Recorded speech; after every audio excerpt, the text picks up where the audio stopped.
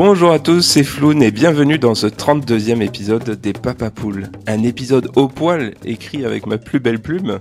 Et d'ailleurs, c'est pas une métaphore anodine puisqu'aujourd'hui on est sur un épisode un peu comme une ménagerie où on est entre animaux aujourd'hui, hein, puisqu'on Exactement. reçoit Caro, Caro Gorille, qui vient au poulailler. Bonjour Caroline Rousset, Salut Florian, la forme? comment tu vas? Ouais. Bah écoute, super bien. Je suis contente de faire cette vidéo avec toi, donc c'est cool.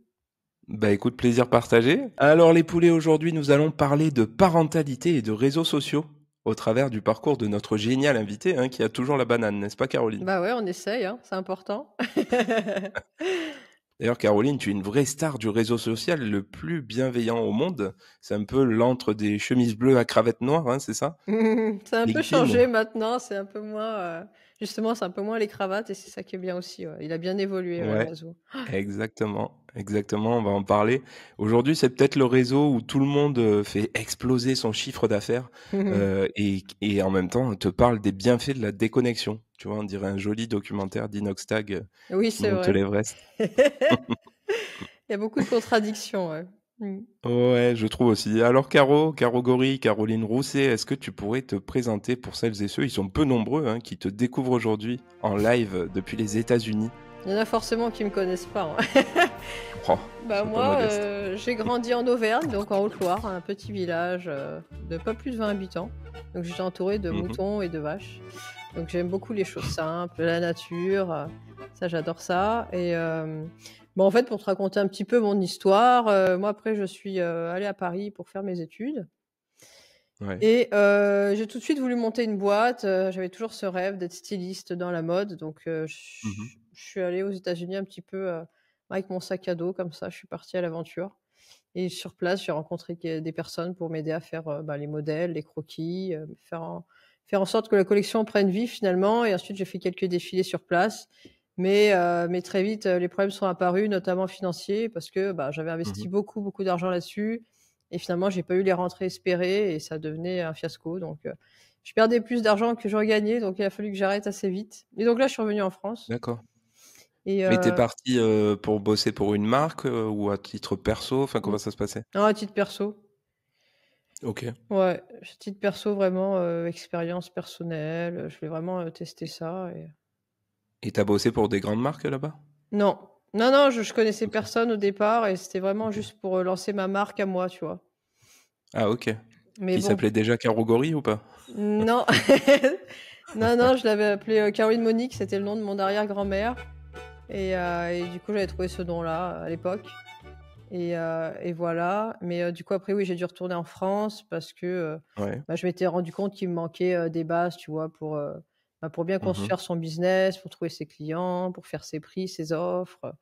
Donc c'est à ce moment-là Ouais. que j'ai fait une école de mode, à Paris. Donc une école D'accord. de stylisme, modélisme déjà pour apprendre à faire les patrons et puis la deuxième Mhm. année, j'ai appris le marketing et la communication de la mode, donc plus pour apprendre à vendre un produit, faire, des offres, comprendre la psychologie des consommateurs. Enfin, c'était vraiment passionnant, ça j'ai beaucoup aimé Ok.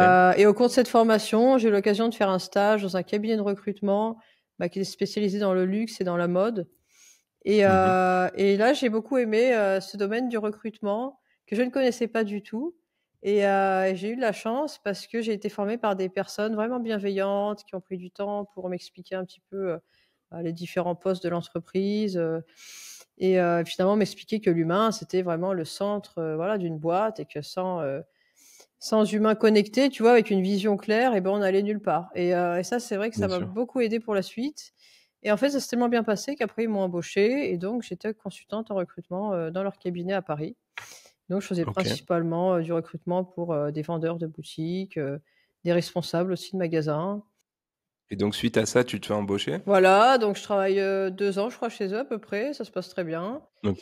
Et après j'ai mes enfants et là le problème c'est que mon mari, bah, il est souvent parti à l'étranger pour son travail, je fais pas de moyen de garde, tu vois, vraiment sûr Mhm. et j'ai pas de place en crèche parce qu'à Paris avoir une place en crèche c'est très, très compliqué et donc bah, je me dis: «Bah, je vais les garder et je vais arrêter cet emploi» et finalement ça se Ok. passe plutôt bien même si c'est quand même assez, sport parce que j'ai des enfants qui avaient quand même, ouais, qui avaient quand même beaucoup d'énergie et qui faisaient pas leur nuit comme beaucoup d'enfants. Donc le manque de sommeil, plus, gérer, celui qui veut, aller au parc, pendant que toi tu as envie de dormir Ouais, et c'était vraiment c'est ça. sportif, mais en fait, je trouve qu'on met pas assez en avant le travail, des mères et des pères parce que, Ouais, moi je trouve que ça devrait être un travail rémunéré et surtout, reconnu parce que, c'est clair, on développe de vraies compétences et mmh, puis, ça nous fait une sacrée expérience c'est autour. clair et du coup, moi avant, tu vois, c'était un trou dans mon CV parce que j'ai quand même arrêté pendant Mmh. 4 ans de travailler. Ouais, Alors que ouais. maintenant, même si j'utilise plus mon CV maintenant, mais à l'époque où je postulais pour des boîtes et ben, je le mettais dans mon CV, je sais plus comment j'avais mis ça, arrêt, parental, enfin je sais plus comment j'avais formulé ça, mais, au Une pause contraire je le mettais parentale. en oui voilà, post-parental, mais au contraire, tu vois, je le mettais en avant, plus comme une Mmh. compétence que comme un frein, parce que je pense que ça nous on apprend aussi beaucoup de ça et notamment la patience, l'organisation, gérer le Le travail en stress équipe? aussi. Ouais, travailler en équipe, Ouais.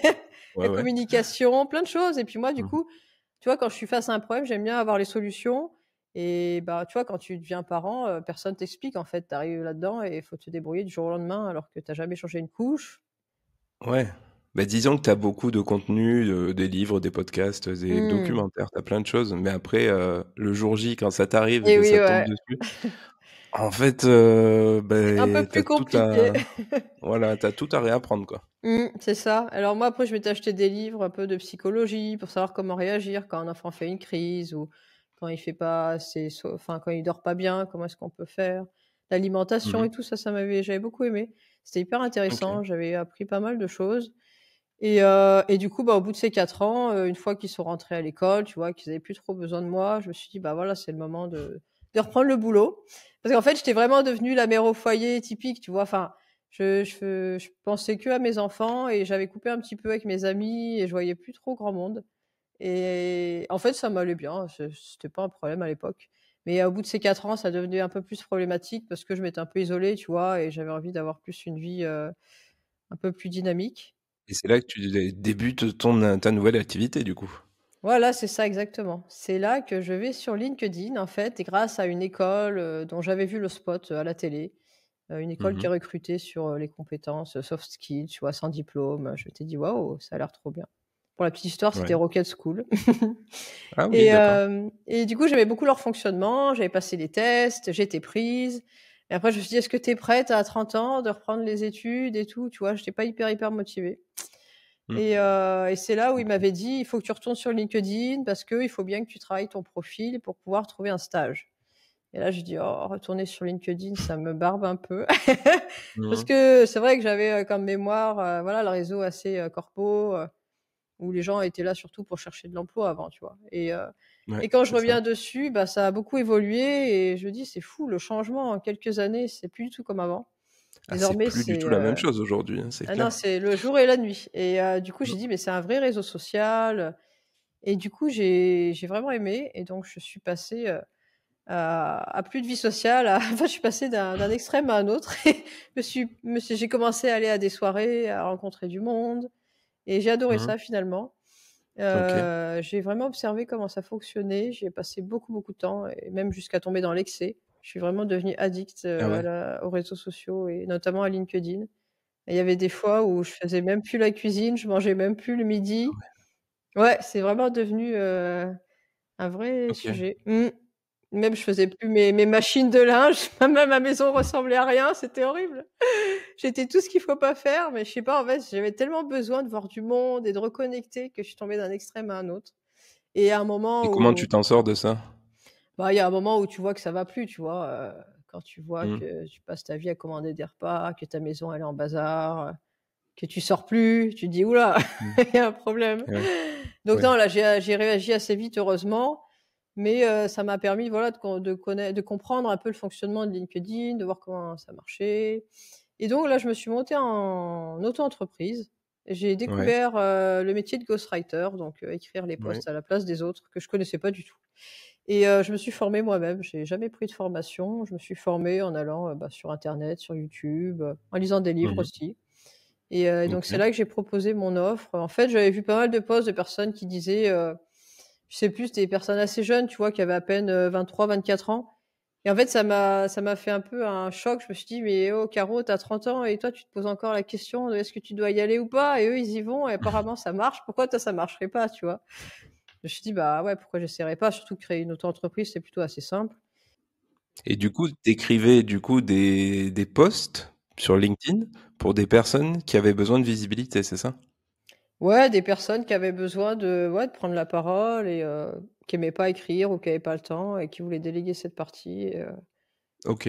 Et ça, c'était une activité du coup rémunératrice? Enfin, je veux dire, t'en vivais? mmh. OK. Ouais, ouais, au début pas trop parce que j'avais pas beaucoup de contrats, mais Ouais. petit à petit, ouais, j'en ai eu de plus en plus et en fait, au bout du deuxième mois, j'ai eu mes 1ers contrats à peine au bout du deuxième mois. D'accord. De quand j'en ai parlé, je me suis dit: «C'est fou comme c'est puissant» parce qu'en fait, avant de venir sur LinkedIn, j'étais inscrite à Pôle emploi et j'avais jamais d'offres, j'avais jamais rien qui Ouais, c'est sûr. correspondait et je commençais un peu à désespérer. Et à un moment, je m'étais dit: «Mais personne veut de moi et mais qu'est-ce que je vais faire de ma vie, en fait?» Et je trouvais pas ce qui me plaisait et c'était vraiment stressant parce que même au repas de famille et tout, les gens, ils étaient là: «Alors, tu fais quoi?» «Bah, rien, je suis demandeur d'emploi». Je suis chercheuse d'emploi. Ça Ouais. devenait vraiment un gros problème et je me sentais hyper mal et du coup, là, c'était vraiment une fierté pour moi parce qu'enfin, je pouvais vivre de mon activité, je dépendais plus de mon mari et Mmh. l'argent que je gagnais, bah, c'était mon argent, tu vois? Et pour moi, ça voulait dire Ouais. beaucoup. Tu plus dans ton rôle de Desperate Housewife, c'est ça? Ouais, voilà, c'est ça. OK, Donc ça, non, mais c'était c'est très bien. cool Ouais. et donc ça, j'ai fait ça pendant un an à peu près, Mmh. donc ça m'a beaucoup servi aussi, même pour moi-même, tu vois? Pour écrire mes posts parce qu'à force d'en écrire, Tu écrit pour des gens qu'on connaît sur le réseau aujourd'hui? bah, oui, forcément, Mmh. je pense que tu les connais. Ah ben, je sais pas si tu me dis pas le nom. Je peux pas le dire. Bon, on le dit pas. Mais OK. Je Des gens pense, qui font ouais. exploser le marketing digital? Mmh. OK. Et leur CA en même temps? Bah oui, c'est mieux, hein. Et est-ce que ce sont des gens qui ramènent leurs bananes ou un autre fruit de ce type? Allez, ça va, je t'embête pas plus. Et donc tu fais ghostwriter? Ouais. Ouais, donc ghostwriter pendant un an, donc du coup, ça m'apprend aussi pour moi, pour écrire mes posts. À force d'en écrire, tu vois, tu t'améliores. Mais il arrive un moment où ça devenait une énorme charge de Mmh mh. travail parce qu'écrire des posts, c'est pas juste écrire, c'est faire de la recherche, c'est comprendre, qui est leur client cible, quel est leur objectif, tu vois? Pour que vraiment les posts, Bah, bien ça sûr. se convertisse Mmh. en client finalement. Donc c'est vraiment beaucoup, beaucoup de Ouais. temps et il arrive un moment où j'avais trop de travail, où je travaillais même la nuit, j'étais crevée et j'ai dit: «Je peux pas, voilà, vendre mon temps». Bah, Enfin, oui. il y a un moment, tu vois le bout, quoi. Ou alors faut déléguer, mais j'avais pas trop envie de le faire Ouais. et en fait, à ce moment-là, il arrive un drame dans ma vie, c'est que je perds mon papa et il avait 66 ans, tu vois? Et il était en pleine santé. En fait, il a eu un accident et bah, du coup, j'y étais pas préparée, tu vois? Et ça, c'est un énorme choc, dans ma vie parce qu'on était quand même proches, même si on s'était pas vu beaucoup à cause du covid et tout. Mais c'est quand même un gros traumatisme et donc pendant à peu près 2 mois, j'ai déprimé, je pleurais tous les jours, c'était très, très dur. J'ai même dû prendre, des anxiolytiques, je crois que ça s'appelle, enfin un truc pour la Ouais. dépression Ouais, ouais. et et donc bah, c'était une période quand même compliquée et heureusement après j'ai réussi à faire, mon deuil et moi je suis quelqu'un d'assez, comment dire?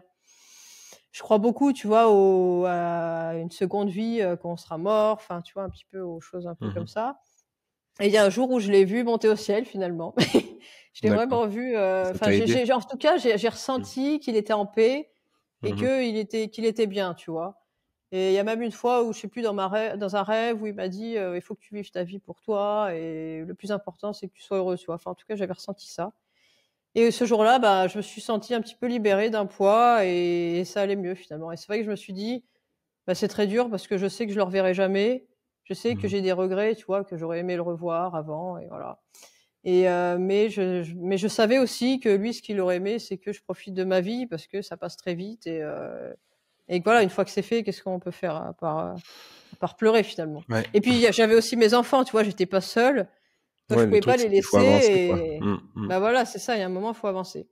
Donc Ouais. finalement, ce qui était une dépression est devenu une énorme motivation pour moi. J'en ai fait OK. une très grande force. En fait, ce jour-là, j'ai compris que ma vie m'appartenait et que si je voulais être heureuse, ça ne tenait qu'à moi, tu vois? Et ça m'a fait Mmh un mh. énorme, déclic parce que j'étais quelqu'un de très timide, de très réservé. Des fois, enfin souvent, j'allais pas vers les autres ou tu Ouais. vois, ceux qui avaient bien réussi dans leur vie, ça m'impressionnait, tu vois. Et moi, dans ma famille, ils ont quasiment tous réussi, tu vois. Ils ont fait des supers écoles, ils ont fait Sciences Po, HEC. Et moi, j'ai toujours Mhm. été le petit canard, beaucoup plus dans l'imaginaire, dans le rêve, tu vois. J'étais pas très terre à terre comme eux, tu vois. J'étais plus l'artiste Ok. de la famille. Et Ouais. du coup, bah, Ouais, tu t'en sors pas mal pour une artiste, hein. non, mais à l'époque, j'étais un peu la loser de la famille, tu vois. Ouais, ouais, ouais. Je Et vois, donc je vois. là, ce jour-là, bah, voilà, j'en ai fait une énorme force et je me suis dit: «Caro, tu vas prendre ta vie en main et tu vas t'éclater», tu vois? Parce que je me suis dit: «Ça se trouve demain, tu peux te faire écraser par une voiture et tout s'arrête finalement et c'est fini». Je me suis dit: «Mais qu'est-ce qu'on s'embête, tu vois, à chaque fois à se dire: "Mais non, je vais pas faire ça parce qu'il va penser ça"». En fait, on vit trop à travers le regard des autres et au final, on Mm. vit pas pour nous, tu vois? Et du coup, je me suis dit: «Bah, je vais y aller à fond, en fait, je vais me lancer des challenges». Parce que ma Oui, vie était arrêter les trop dans barrières, quoi. voilà, ma vie était trop confortable et dans le confort, on n'avance pas. Et je me suis dit: «Tu vas aller dans l'inconfort». C'est quoi l'inconfort aujourd'hui? C'est de faire des vidéos.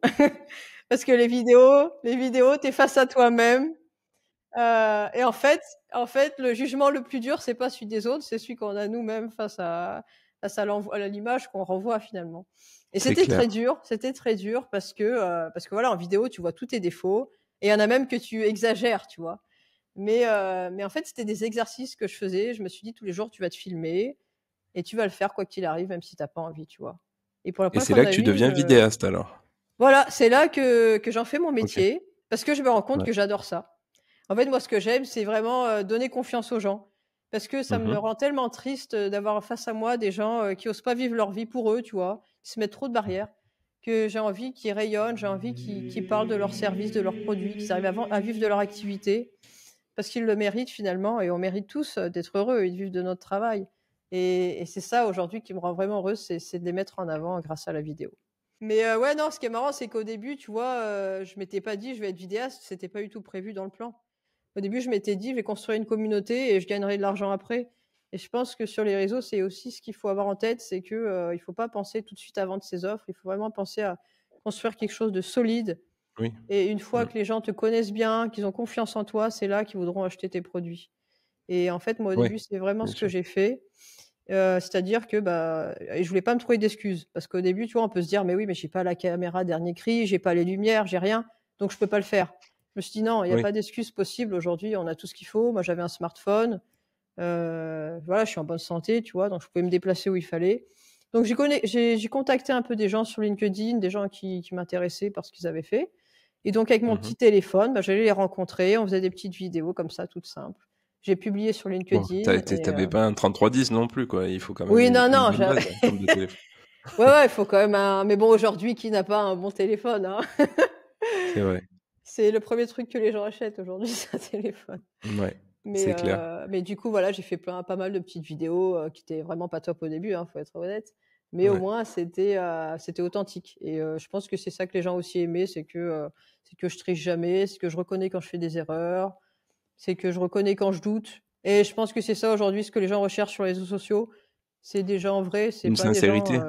Mm. ouais, c'est pas des gens qui essaient de se Mais je suis d'accord, j'ai envie d'être d'accord avec ça, mais il y a aussi, je trouve, des gens que je trouve, alors c'est personnel, hein, que je trouve moins sincères et qui pour autant sont très très suivis. ouais, bah, c'est pas forcément, corrélé malheureusement, hein. Il y a des gens qui admirent d'autres Ouais, personnes parce que, bah, peut-être parce qu'ils les impressionnent, parce qu'ils arrivent à faire ou parce qu'ils les font rire, mais pas peut-être, forcément parce qu'ils sont authentiques, ouais. peut-être. Donc en ce moment, tu es donc une experte de la vidéo avec la Rogori. En fait, moi, je suis plus, là pour mettre en avant les personnes, c'est-à-dire que moi, je travaille avec une équipe de freelance, donc eux, ils sont vidéastes, eux, ils ont de D'accord. l'expérience et c'est eux Hmm. qui filment. Moi, je fais pas le Ok. montage, je filme pas. Par contre, je suis là en amont pour faire, les interviews avec les personnes, donc c'est-à-dire, récolter en amont des infos, de la data sur ce qu'ils font, sur leurs clients. Parce que moi, les vidéos, je veux qu'elles convertissent, je veux pas juste faire des vidéos pour faire des vidéos, tu vois? Le but, c'est vraiment qu'ils trouvent des clients, qu'ils aient plus de visibilité, qu'on comprenne ce qu'ils font Ok. et donc c'est moi qui Ouais. écris les scripts en amont, c'est moi qui donne les Ok. idées et ensuite avec mon vidéaste, on se déplace et moi j'interviewe la personne, Ah on oui, prévoit d'accord. Je le voyais des pas comme ça, tu vois. Toi, ah t'es oui, la c'est resta marrant. du projet et en fait, Mmh t'as toutes les petites mains autour qui, et voilà, c'est qui font ça, le reste. Ok. exactement et en fait, maintenant que j'ai un réseau assez qualifié sur LinkedIn, et ben, je les mets Oui. en avant dans un post que j'écris pour eux avec la vidéo qu'on a fait ensemble et ça leur donne tout de suite beaucoup plus de visibilité. D'accord, et tu quel type de client du coup? Bah, jusqu'ici, j'avais beaucoup d'entrepreneurs, solopreneurs, des gens, tu vois, à leur compte, sans salariés et aujourd'hui, je m'oriente plus sur une cible de dirigeants avec voilà, des salariés pour faire plus des vidéos, bah, pour les aider à recruter des candidats. Donc pour qu'ils essaient plus de parler, de leur offre d'emploi en vidéo, montrer un petit peu le D'accord, tu fais un peu de la marque employeur. oui, voilà, un petit peu ça, ouais.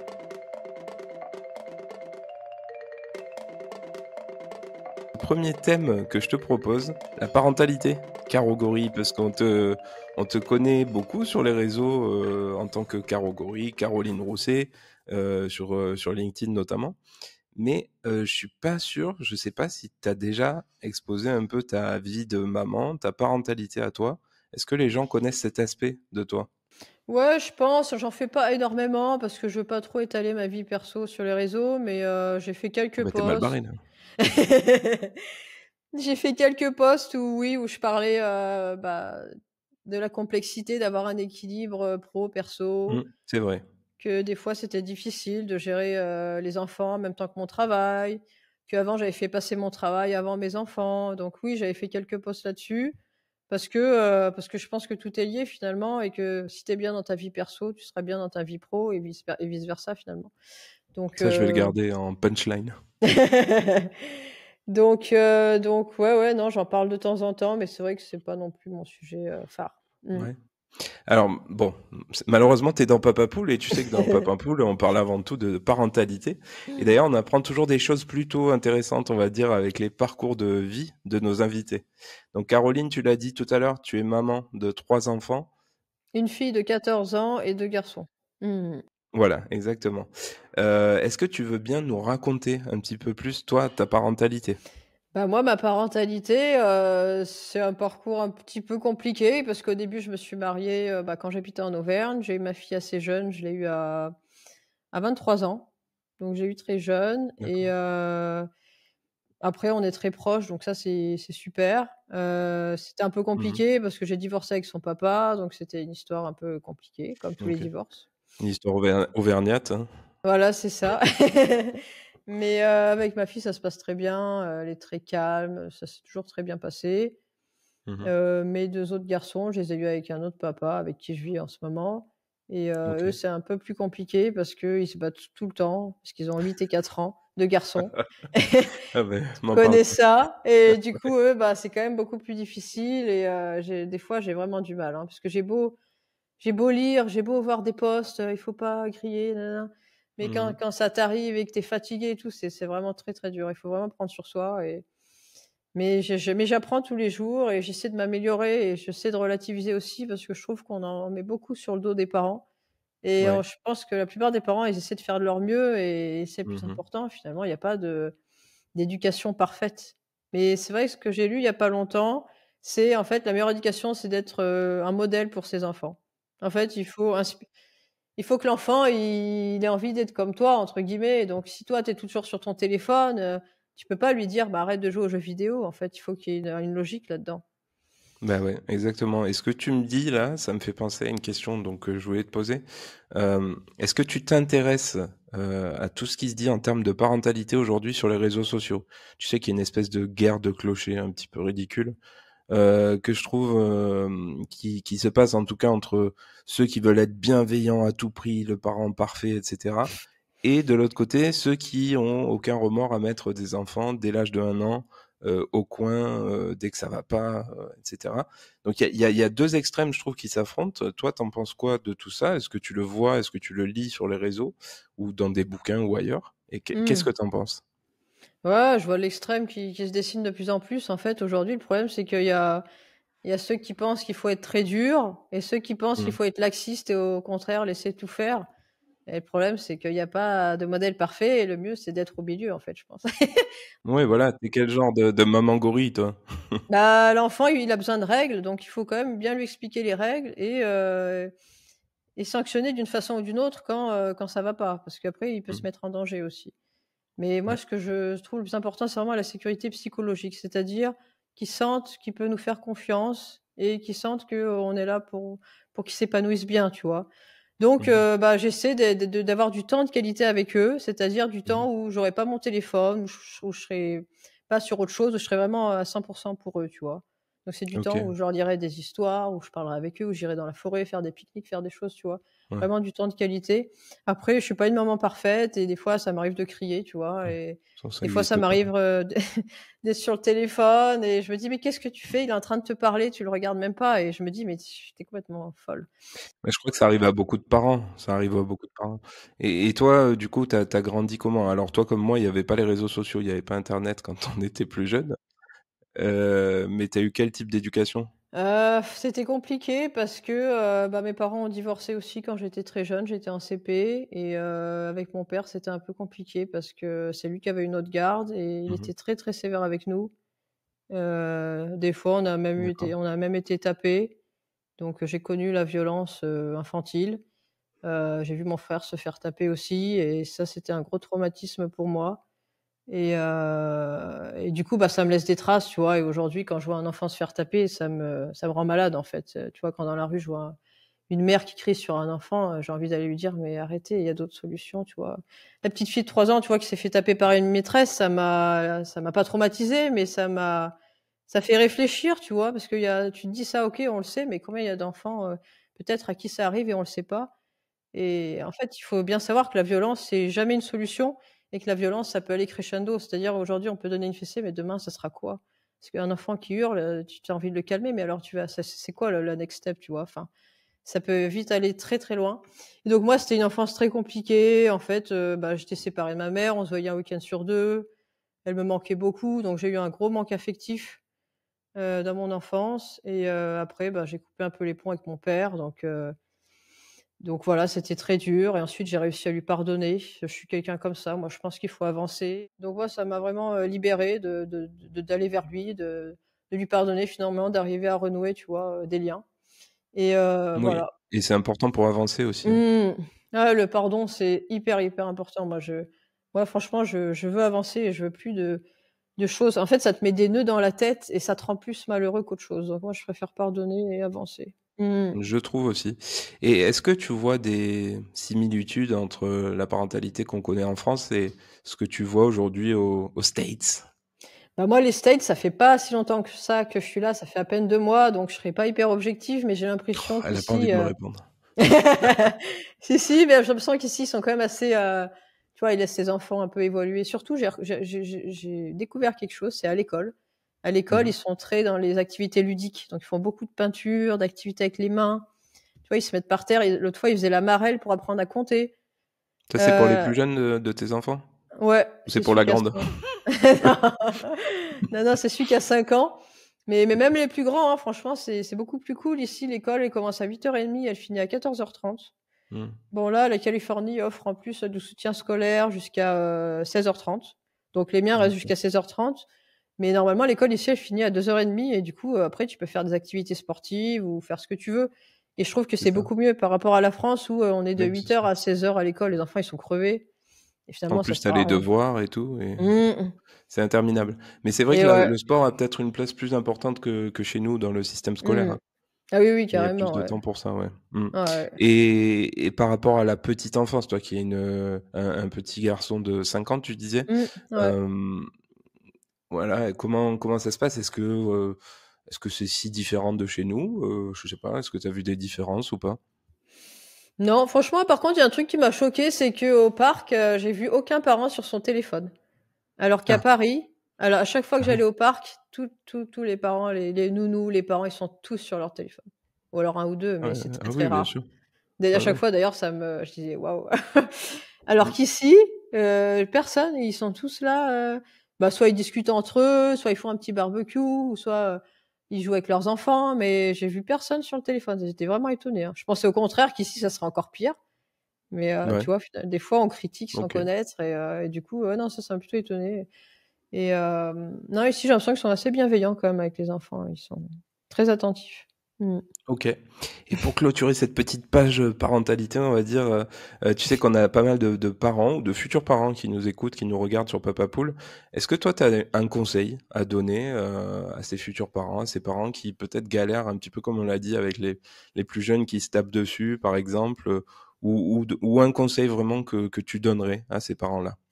Bah, c'est d'essayer de déléguer quand ils peuvent, c'est-à-dire, un week-end, ils laissent les enfants aux grands-parents, ils se prennent un week-end juste tous les 2 pour se retrouver, pour vraiment se reposer.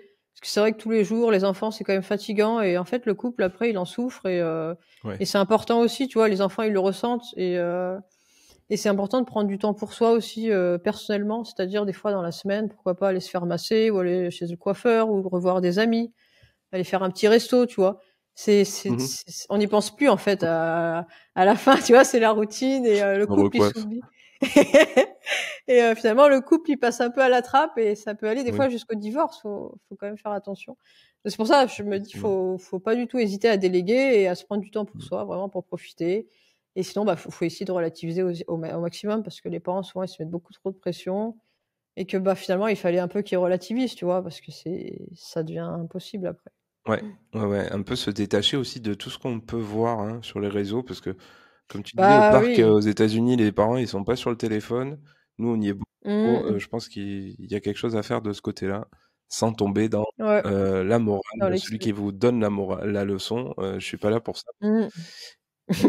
Que ça joue, tout ce qu'on voit, tout ce qu'on lit en sans arrêt sur les réseaux sociaux, c'est peut-être trop. Ah oui, oui, c'est beaucoup trop. Même, tu vois, par exemple, l'allaitement, c'est super, hein, Ouais. mais il y a plein de mères qui te disent: «C'est magnifique, j'ai allaité mon enfant pendant 1 an et demi, même 2 ans, ça s'est super bien passé. Vous devriez faire pareil».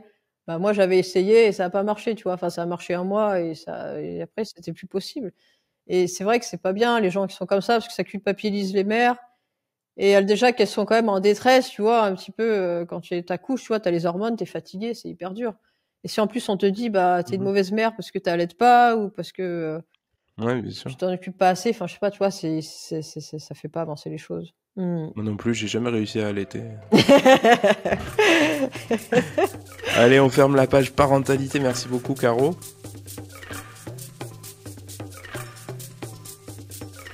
On va juste faire un tout petit mini-jeu. Regarde, avec le Couvade qui est sorti Mmh. donc il y a quelques jours, que j'ai coécrit avec la tribu Café Couche. Couvade, c'est Bravo. un jeu pour les futurs papas, merci. Où tu as 4 catégories de cartes. Je t'ai pris des cartes au hasard. Je vais te poser des questions. Le but, c'est bien évidemment de trouver les bonnes réponses. Et le papa qui trouve le plus de réponses, qui remporte le plus de cartes, a gagné. Mmh. Alors, je te donne un premier exemple avec cette jolie carte. Le vocabulaire du père. C'est une charade. Est-ce que tu es prête? Ouais. Je suis pas Mon très premier. bonne au jeu, mais Bon, tu vas y arriver. Mon premier, c'est la première lettre de l'alphabet. ça va. Jusque-là, ça va. Mon... Mon deuxième est un plat gastronomique, Mmh. synonyme de plat gastronomique. Mon troisième veut dire non en anglais. Alors là, si tu sais pas, ben, Mmh. moi, je comprends plus rien. Et mon quatrième, c'est le nom d'une île. Et mon tout est utilisé pour compter la durée de la grossesse. Oh là. La durée de la grossesse. Donc améno. Aménorrhée, OK. Oh purée, bravo. Bravo. On a réussi. Donc l'aménorrhée qui Je suis permet trop nulle. d'utiliser, c'est une mesure hein, pour définir la durée de Mmh. la grossesse. Deuxième petite carte, avec cette fois un jeu à questions à réponse, avec plusieurs réponses, je sais pas comment on dit. Ah, c'est bien Je te la fais en mode Julien Lepers. Top, en moyenne, au bout de combien de temps les couples reprennent une activité sexuelle? Caro Gorille. Alors, A, Heu, est-ce que ça reprend un jour? B, entre 3 et 6 mois après l'accouchement? C, entre 10 et 15 jours après l'accouchement? D, directement en salle de naissance? 10 à 15 jours, je pense. Eh bien non, le gorille est précoce, c'est plutôt entre 3 et 6 mois après. Ouais, j'avais hésité, mais c'est C'est une moyenne entre OK. 3 et 6 mois après l'accouchement. Bon après des fois Mmh. ça reprend jamais. Et oui. Bon, à bon entendeur. Et ensuite, on a une troisième carte, question pour un papa. Top point commun entre le trou d'ozone et l'arrière-train de bébé. lorsque je suis troué, c'est la merde. Qui suis-je? La couche, oui. La couche d'ozone et couche de bébé. Ouais. Et la dernière, tu dois chanter, Caro. Oh là. Je suis désolé. Tu sais J'ai chanter un peu ou j'ai pas? une voix horrible, hein, mais bon. Oh, écoute, moi aussi, donc je vais pas pouvoir chanter. Mais il fait déjà moche chez toi, tu m'as dit, donc c'est Oui, pas ça grave. peut, ouais, bah, il peut pleuvoir, mais ouais. Donc c'est une comptine que je vais essayer de commencer avec le Mmh. bon air, ça c'est pas facile, et que tu vas devoir continuer. Oh là. Un crocodile s'en allant La guerre disait disait au au revoir revoir à à ses ses petits petits enfants. enfants. Voilà, merci Caro, je te dis pas au revoir parce qu'on a encore du pain sur la planche.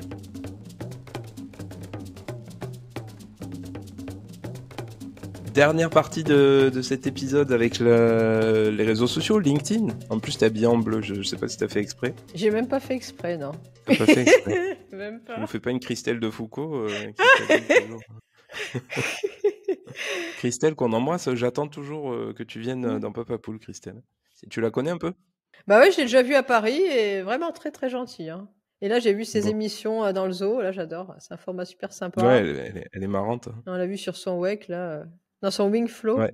et c'est trop marrant. C'est un wing, je sais pas quoi, ouais, Wingfoil c'est ou je ça. sais pas quoi, j'arrive jamais à le dire. Mais c'est pas grave. Wingfoil, c'est Ouais, peut-être ouais, Wingfoil. c'est ça, je crois.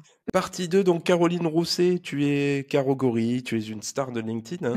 Mais comme je le dis souvent à mes invités, il y a un avant et un après Papa Poule. Donc j'espère que pour toi, ce sera plutôt un après Papa Poule qui sera positif. Hein.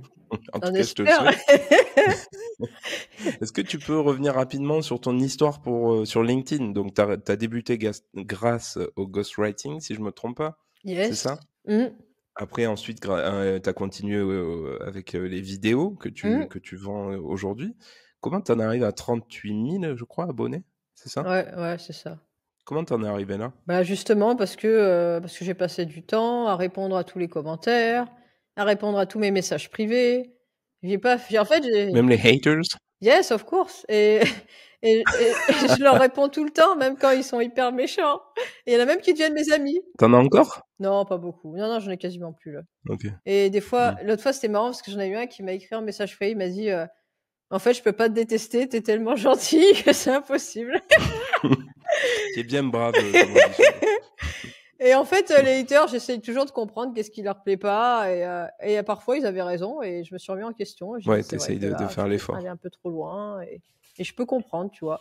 Et je pense que c'est important aussi quand tu es sur les réseaux d'arriver à écouter les feedbacks. Et je pense que c'est important de rester humble face à ça, et du coup de se remettre en question et de pas se dire je suis le meilleur et je continue et c'est eux qui ont tort. Et voilà, je pense qu'il faut toujours écouter ce que les autres ont à dire, et parfois ils ont raison, parfois ils ont tort, parfois il vaut mieux les bloquer parce qu'ils sont trop toxiques, et voilà. Oui. Mais ouais, non, je pense que c'est parce que j'ai eu cette régularité, j'ai publié tous les jours, même quand j'étais en vacances.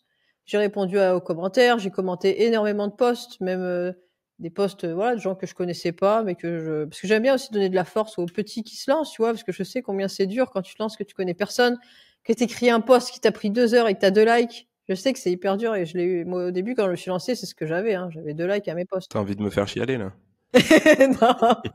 Tu sais Mais que ça fait 10 ans que j'y suis sur LinkedIn, en plus. ah oui? Ah, c'est Ouais, énorme. 2014. Ah ouais, waouh. Bon, après, je l'ai oublié pendant des années.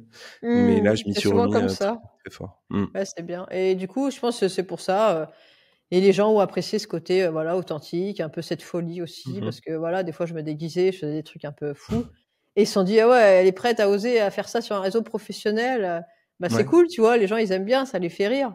Parce que Ben ouais, parce que t'es connue en fait pour être un peu la fille qui réalise, on va dire, des vidéos un peu déjantées, un peu décalées. Moi, j'ai en mémoire ce que j'ai vu l'autre fois, ta vidéo sur Elon Musk quand il était venu au salon, c'était Vivatech, c'est ça? Et oui, c'est ça. Donc je pense qu'on Ah, se rejoint un peu sur ce côté un peu barré. ouais. Et ça, on te dit que c'est bien ou tu sens que ça peut aussi fermer des portes? Ah bah, ça ferme forcément des portes. Une fois, j'avais su qu'une boîte d'influence ne m'avait pas pris en tant qu'influenceur parce que justement mon image ne pouvait pas correspondre à leur clientèle, et je peux le comprendre, tu vois? C'est Ah vrai que oui. des fois des boîtes très corpo, avoir un gorille qui débarque, ça fait un peu taf, tu vois? Mais c'est normal, et en fait, j'aime ça parce qu'en fait, la création de Ouais. contenu, c'est un vrai filtre. C'est un vrai Ouais. filtre, et du coup, tu attires les gens qui te ressemblent finalement, et je trouve ça super cool parce qu'en fait, moi, Ah bah oui. quasiment tous mes clients, je m'entends super bien avec eux, ça s'est très bien passé. Et bah, parce qu'ils me connaissaient, tu vois, ils me voyaient sur le réseau, ils voyaient qui j'étais, comment je travaillais, et du coup, ça se passait bien. Et c'est ça qui est cool dans la création de contenu, c'est que tu peux vraiment attirer les gens Ouais. qui sont comme toi. Et puis, voilà, c'est ça. Et ce qu'il faut se dire, c'est que malgré ton côté déjanté, décalé, c'est que tu arrives quand même à en vivre. Donc, comme tu dis, Mm. tu as des clients qui te ressemblent. Mais voilà, c'est une activité qui te permet aujourd'hui de vivre. Donc, faut peut-être pas se Mm. fermer. Si c'est vraiment ce ton décalé qui te ressemble, il faut pas s'en empêcher non plus Ouais, de carrément. poster en ce sens-là, quoi, je veux dire. Petit point URSAF, Caro, t'es prête Non ou pas? mais, non mais tu sais que l'URSSAF, j'ai reçu un courrier ce matin. Alors, J'ai vu ça sur LinkedIn, ouais. alors qu'hier j'ai fait un post sur. C'est vraiment le destin. C'est le Ah là là. destin. Bon, petit Ok. point URSAF, Caroline Rousset. Oui, Est-ce que c'est bien votre business, la création de vidéos? oui. Bon, d'accord, c'est bien. Quelle est votre C'est quoi? expertise? Je me prends pour un inspecteur. Quelle est, quelle est ton expertise, ta vision, ta promesse à tes clients, Caroline Rousset? Bah, la promesse numéro un, c'est la visibilité, c'est-à-dire de leur apporter des clients. C'est des clients C'est grâce à beau. la vidéo. Mmh. Est-ce que cette promesse est toujours respectée? Bah, j'essaye en tout cas, j'ai une garantie de moyens, pas de résultats, mais mon but, c'est vraiment, bah, qu'ils aient des résultats, tu vois? Je veux pas qu'ils payent, juste pour une vidéo. C'est pour ça, tu vois? Mmh, bien sûr. Je leur dis souvent: «Les vidéos, elles sont peut-être pas belles, elles sont peut-être même imparfaites, mais au moins elles représentent qui vous êtes, vos valeurs, et elles vont vous aider à mieux, être en phase avec votre cible», tu vois? La cible, quand Ouais. ils vont les voir comme s'ils les croisaient dans la rue, tu vois? Et c'est ça que je trouve très important dans une vidéo, c'est vraiment de montrer leur vraie personnalité et pas qu'ils jouent un rôle, tu vois? Lire un texte, qui leur correspondrait pas. Vraiment, être plus fort, par rapport à la visibilité, tu vois? Donc OK. OK. à la réalité, pardon. Ah, la réalité, OK. OK, c'est bon. Ouais. Est-ce que, pour fermer un petit peu cette parenthèse, LinkedIn, aujourd'hui, tu trouves pas qu'il existe un peu des, bon, on en a un peu parlé, mais des espèces de gourous qui ont vraiment, vraiment beaucoup de followers. Mmh. Donc tant mieux pour eux. Il y a aucune jalousie de ma part, mais beaucoup de followers, des personnes qui ont vraiment une espèce d'aura, avec donc des gens qui suivent et qui disent amen à tout ce que dit la personne, l'influenceur en question. Tu trouves pas que ça part un peu en mode sectaire des fois, LinkedIn? Ah bah, oui, carrément, hein, ça peut aller très Ouais. loin, hein. Le problème, c'est que les gens, ils boivent les paroles, ils ont envie d'y croire, on leur vend du rêve. On leur dit: «Vous allez être très riches en très peu de temps», et les Mmh. gens, ils sont fainéants, tu vois? Ils ont envie d'y croire. Ils se disent: «Bah, ça doit être vrai», tu vois? Et donc, bah, ils sont prêts à payer des sommes très, très fortes pour, faire, souvent ces formations, bullshit. Et après, bah, je sais pas après comment ça se passe, s'ils sont déçus, s'ils continuent de l'aduler, mais Ouais. c'est vrai que moi, les mouvements comme ça de secte, je me méfie beaucoup parce que, bah, c'est très dangereux et c'est beaucoup de déception pour les gens. Ah, je suis pas fou, Et donc ça existe. ah bah, oui, non mais ça se voit, hein, Mmh. tu vois plein de gens, mais après est-ce que ça va durer? Je sais pas, les gens ils sont pas non plus débiles, tu vois? Il y a un moment, ils achètent la formation, ils voient que ça donne rien, ils vont peut-être pas continuer à la faire, tu vois?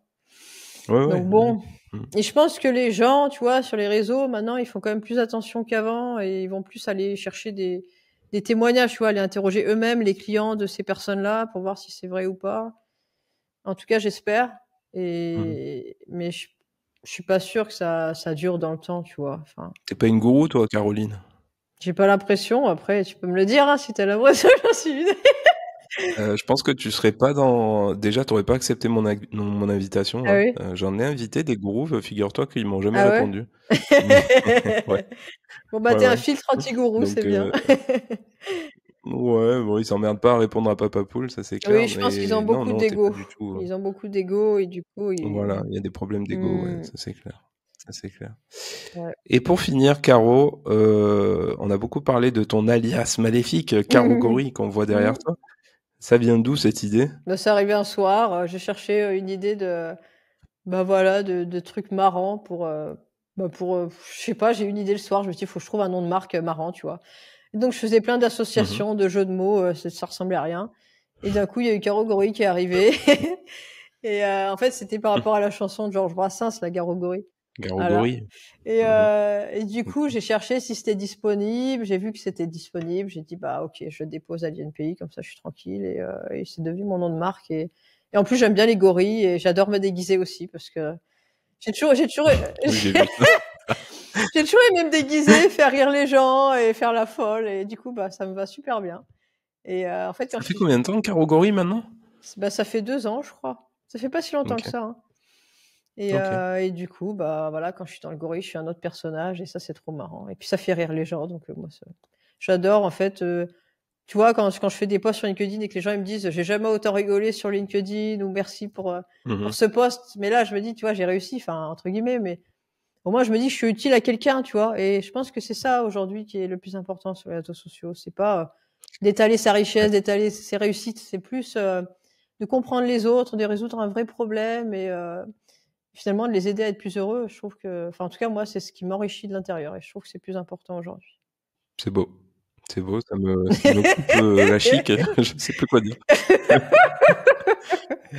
Pour finir, ça fait 3 fois que je dis pour finir, mais tu me donnerais quel conseil, moi, si je voulais exister un peu plus sur LinkedIn? Être moins con, être moins dans l'opposition? Non, non, t'étais bien. Et combien tu publies, toi, par semaine? Il y a des semaines où je vais le faire 2, 3 fois par semaine et des semaines où je vais pas le faire, en fait. Et voilà, donc je pense que le premier truc, ça serait d'être régulier, c'est-à-dire de te dire, je vais publier 2 jours par semaine, et je vais m'y tenir tous les jeudis et tous les mardis. Je vais publier, même si j'en ai pas envie. Mais en fait, LinkedIn, ce qui marche bien, c'est vraiment la régularité, parce que l'algo, il se fixe par rapport à ça. Donc, s'il y a une semaine où tu postes 10 fois et une autre semaine où tu postes une fois, ça va casser ton reach. Ouais, Et du coup, on te verra moins et tu seras moins mis en avant et c'est dommage. Et en fait, il vaut mieux publier moins, mais être régulier. ouais. Donc déjà, je te conseillerais ça. Ensuite, je te conseillerais de faire plus de vidéos pour te mettre encore plus en avant, On n'a pas d'aller parlé de l'onglet interviewer des vidéo. gens. Ah, Ouais, c'est vrai. il est Il nul y a cet tellement de onglet choses à vidéo. dire. Donc, ouais, te mettre en avant, te lancer des challenges. Ouais, Voilà, ouais, sortir ok. un peu cette folie de toi, même si tu le fais déjà, mais trouver peut-être encore un truc encore plus fort. Après, il faut que ce soit mis. Toi, tu le fais très bien, mais cette folie que tu as et que j'ai aussi au final, tu Mmh. l'as vu dans mon clip. Le Oui, truc, c'est il faut l'adapter à LinkedIn après, parce que moi, et mon oui. réseau de base, c'est Instagram, et là, je peux ouvrir un peu plus les vannes, on va dire.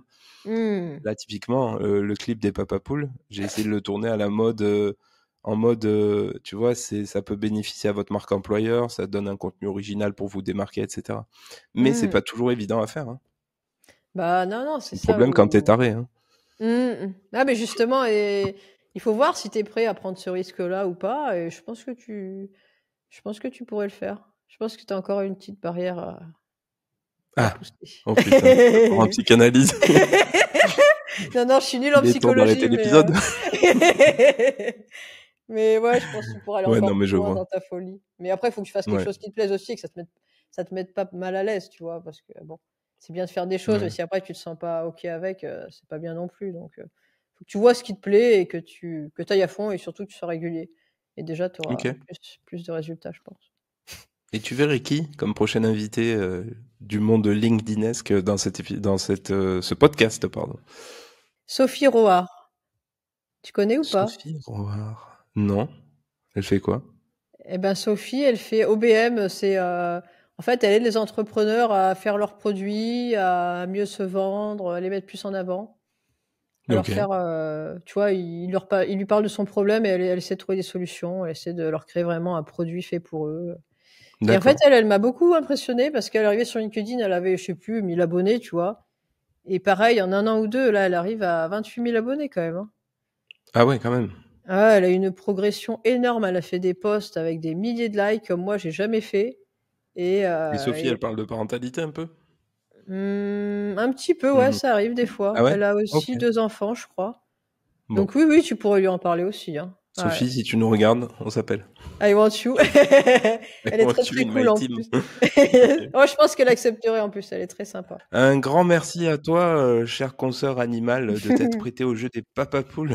J'espère que tu as passé un bon moment. Ouais, c'était vraiment très sympa et je trouve que ton angle, de discussion par rapport aux parents, je trouve que c'est vraiment une bonne idée parce que c'est vrai qu'on n'en parle pas assez et pourtant, comme je t'ai dit, tout est lié et on est un peu tous, Ouais. pas tous, mais quasiment, enfin, on est très nombreux en tout cas à être des parents aujourd'hui sur les réseaux et du coup, ça parlera à beaucoup de monde donc c'est, une super idée d'avoir fait ça.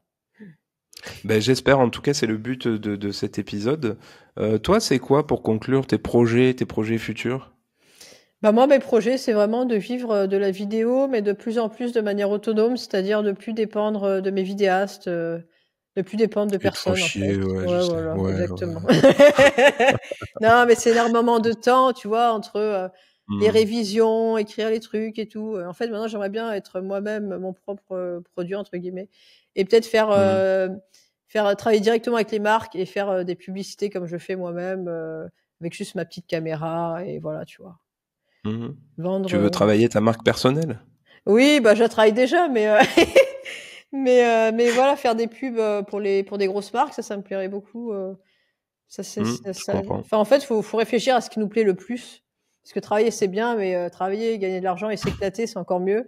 Et moi, aujourd'hui, ce Et qui bien sûr. m'éclate, bah, tu vois, l'autre fois, j'avais fait une collab avec Abi, le logiciel de compta, et il me laisse vraiment libre de faire ce que je veux.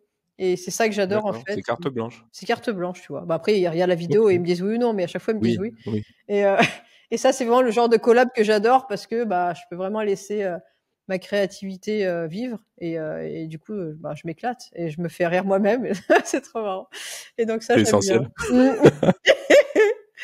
Donc voilà pour mes projets, ce que j'aimerais. Ok, bah écoute, merci beaucoup de t'être prêté au jeu. Avec plaisir. Quant à moi, je vous remercie d'être de plus en plus nombreuses et nombreux à suivre, à écouter Papa Poule, surtout depuis mon passage dans la maison des maternelles. Ça, c'est vrai que ça a été un sacré tremplin. Peut-être qu'un jour, d'ailleurs, je serai le roi de la basse-cour, une Mmh. espèce de gourou de Le LinkedIn. papa canard. Mais en attendant, un papa canard. Donc c'est pas un papa connard. Oui, non, quand même. J'aurais pas osé. Voilà. Oh, tu peux. Tu Non. peux. En attendant, j'ai des projets quand même plus sains, hein, pour proposer mon expertise de podcasteur, de créateur de contenu au bénéfice de votre marque employeur. Donc n'hésitez pas à me contacter. Et on se quitte en musique. See you soon, les States. Yeah. Bye bye. Dans la ferme, y'a les papas poules. Un groupe de rois toujours en tôle. On n'est pas des bécasses, on est des oufs. Notre rap, on sait que ça vous casse la bouche. Les poulets sur le beat, les canards qui swing. On met le feu, ça nous réussit, ouais c'est dingue. Pas de fioriture que des mots purs. On élève le niveau, on n'est pas des petits durs. Les poussins nous suivent, les rois nous imitent. Dans le rap game, les papas poules, c'est le sommet. On pique quand les rimes sans faire de politique. On reste authentique, toujours acrobatique.